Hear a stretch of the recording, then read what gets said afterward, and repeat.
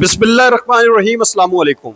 लाखों करोड़ों दुरूद सलाम नबी आखिरुज़्ज़मां हज़रत मोहम्मद मुस्तफ़ा सल्लल्लाहु अलैहि वसल्लम पर और आपकी आल पर। मैं गुलाम मुस्तफ़ा हूँ और आप हमारा यूट्यूब चैनल और फेसबुक पेज देख रहे हैं।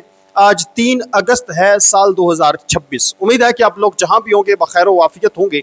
हम बात करने जा रहे हैं कि जनाबे वाला आज बड़ी अहम तरीन एक रिपोर्ट सामने आई है। ईरान ने एक बड़ा खड़ा किया है, एक बड़ा अटैक किया है। इसकी तफसील और इसके साथ साथ जो यमन के हूतीज़ हैं उन्होंने सऊदी अरब का जो मुहासरा करके रखा हुआ था, बदले में सऊदी अरब ने एक मुतहिदा एक जॉइंट कमेटी भी तश्कील दी कि मिलकर जो है वो इस मुहासरे को ख़त्म करवाते हैं। लेकिन अभी तक जिस पर जो है वो अमल दरामद शुरू नहीं हो सका और वो ख़त्म नहीं कर सके। और यमन के हूतीज़ जो हैं वो किसी हद तक अभी तक हमें कामयाब होते हुए नज़र आ रहे हैं। और आज एक बड़ा अहम तरीन वाक़या रिपोर्ट हुआ है।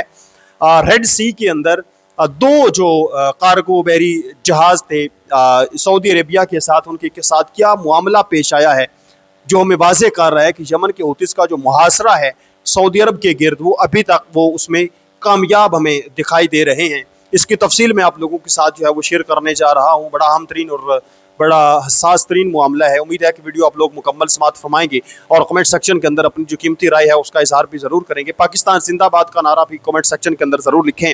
सबसे पहले नाज़रीन मोहतरम हम बात कर लेते हैं कि जो ईरान की जानब से एक आज बड़ा अटैक किया गया है, एक बड़ा हमला किया गया है, इसकी तफसीलात क्या कुछ हैं। जनाबे वाला जो आबनाए हुर्मज़ है उसके ऊपर आप जानते हैं कि ईरान ने कंट्रोल अपना जमा के रखा हुआ है। अगरचे अमेरिका का ये दावा रहा है, ट्रंप ने हालिया दिनों में भी कई मरतबा ये दावा किया है, बल्कि एयरफोर्स वन में दाखिल होते हुए उसने गुफ्तगू सहाफ़ियों के साथ करते हुए कहा कि आबनाए हुर्मज़ जो है वो ओपन है। जिसके बाद हमने देखा कि जो तेल की कीमतें हैं, ख़ाम तेल की कीमतें जो है आलमी मंडी के अंदर वो नीचे होना शुरू हो गई, 7% तक जो है वो गिर गई। लेकिन साथ ही ईरान ने एक बड़ा अटैक किया। ईरान ने क्रूज़ मिसाइल से हमला किया और इस हमले के बाद जो आयल की प्राइसेस हैं वो फौरी तौर पर बढ़ गई, वो फौरी तौर पर इंक्रीज़ हो गई। यानी उधर से ट्रंप ने ज़ुबानी कलामी ये कहा, मुँह से ये कहा कि देखें जो है वो आबनाए हुर्मज़ ओपन है और मुज़ाकरात चल रहे हैं। लेकिन ईरान ने प्रैक्टिकल करके दिखाया, प्रैक्टिकली एक हमला किया, एक क्रूज़ मिसाइल से हमला दागा। बरतानवी मीडिया ने इस चीज़ की बाकायदा तस्दीक की है कि बिल्कुल एक हमला हुआ है। और फिर ईरान की जो न्यूज़ एजेंसी है उसने इस चीज़ को वाज़े तौर पर बाकायदा वीडियोज़ और तस्वीर जो हैं, विजुअल्स जो हैं वो इसकी जारी की हैं, तस्वीर एक जारी की हैं जिसमें एक बहरी जहाज़ का जो पिछला हिस्सा है वो तबाह है, उसमें से आग और धुआं निकल रहा है। और इस चीज़ की तस्दीक की गई कि बिल्कुल एक जो बहरी जहाज़ है उसको ईरान ने हिट किया है, क्रूज़ मिसाइल से हिट किया और बता दिया दुनिया को कि आबनाए हुर्मज़ क्लोज़ है, आबनाए हुर्मज़ जो है वो बंद है, ईरान का कंट्रोल है। आबनाए हुर्मज़ सिर्फ उन्हीं ममालिक के लिए खुली है जिन ममालिक को ईरान इजाज़त देगा। सिर्फ वो बहरी जहाज़ आबनाए हुर्मज़ से गुजर सकते हैं जिनको ईरान इजाज़त देगा, जो ईरान के मैकानिज़म को फॉलो करेंगे। इसके अलावा और किसी के लिए ओपन नहीं है। तो ये आज ईरान ने एक बड़ा अटैक किया है जिसने ट्रंप के आप कह लें कि 14 तबक जो हैं वो रोशन कर दिए हैं।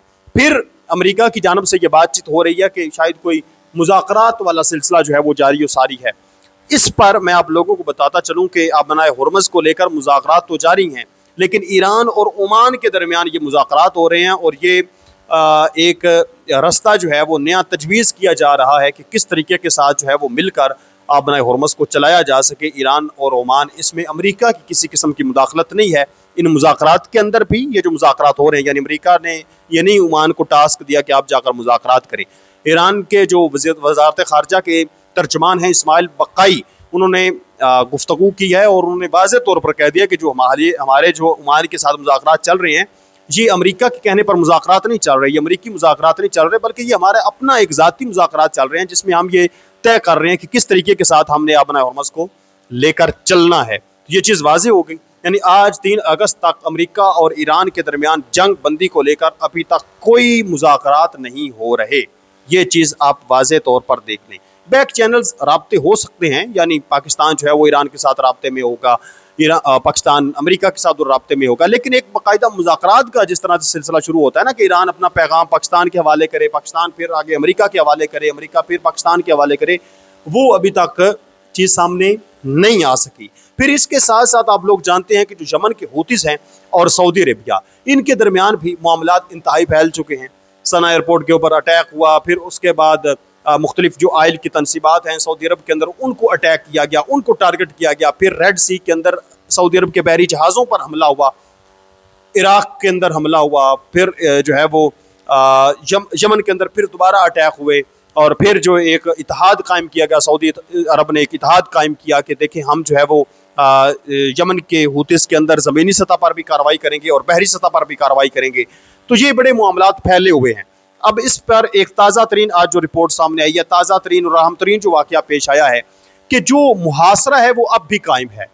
यानी एक तरफ अगर अमेरिका ये जिस तरह से ऐलान करता है कि जो अपना हुर्मुज़ है वो खुला है और ईरान उस चीज़ को मुस्तरद कर देता है, ऐसे ही सऊदी अरब और इसके जो इत्तेहादी हैं वो जो मतलब चीज़ कहते हैं कि जो रेड सी है और जो यमन के हूतीस हैं, इन खिलाफ ऑपरेशन होने जा रहा है, हम मुल्क का इत्तेहाद कर रहे हैं, जल्द ओपन हो जाएगा। तो ये उनकी भी अभी तक बातें ही हैं, अमली तौर पर कुछ नहीं हो सका। अगर से पाकिस्तान जो है वो भी सऊदी अरब के साथ इसमें शामिल है।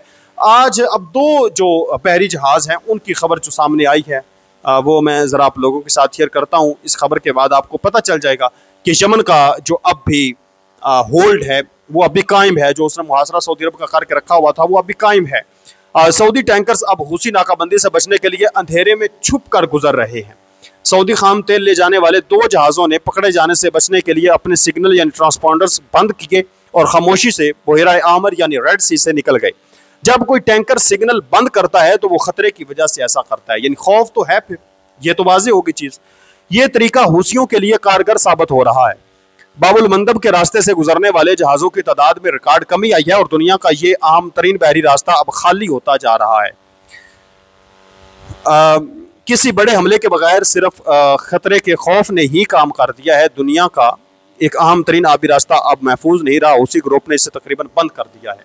यानी जो यमनी हूतीस हैं उन्होंने अटैक भी नहीं किया, लेकिन इसके बावजूद उनका जो खौफ है वो काम कर रहा है। जो बहरी जहाज गुजर रहे हैं वो अपने ट्रांसपॉन्डर्स बंद कर रहे हैं, अपने सिग्नल्स नेटवर्क हर चीज़ को बंद करके वहाँ से गुजर रहे हैं। यानी यमन के हूतीस का इतना खौफ जो है वो वहाँ पर मौजूद है। फिर हम इसको कह सकते हैं उनका मुहासरा जो है वो कायम है। और एक तरफ ये इस पर यह चीज़ भी सामने आती है कि सऊदी अरब ने उनका बहरी नाकाबंदी किसी हद तक तोड़ दी है। लेकिन ये तो तब हम कह सकते थे जब वो ट्रांसपॉन्डर्स ओपन रखते और फिर कहते कि चलें जी आएँ, जिस यमन के हूतीस ने हमारे बहरी जहाज़ को रोकना है रोक कर दिखाए, हम उसके परखच्चे उड़ा देंगे। लेकिन ये है कि छुप कर चूँकि गुजरा गया है, तो ये फिर हमें यमन के हूतीस की आप कह लें किसी हद तक जो है वो कामयाबी दिखा रहे हैं। तो आप इस तमाम तर सूरत पर क्या कहते हैं मुझे कमेंट सेक्शन के अंदर ज़रूर बताएं। मज़ीद ऐसी वीडियोस देखने के लिए अपने चैनल को लाजमी सब्सक्राइब कर लें। मिलते हैं एक और नई वीडियो में, तब तक अल्लाह निगहबान। पाकिस्तान हमेशा जिंदाबाद। वस्सलाम।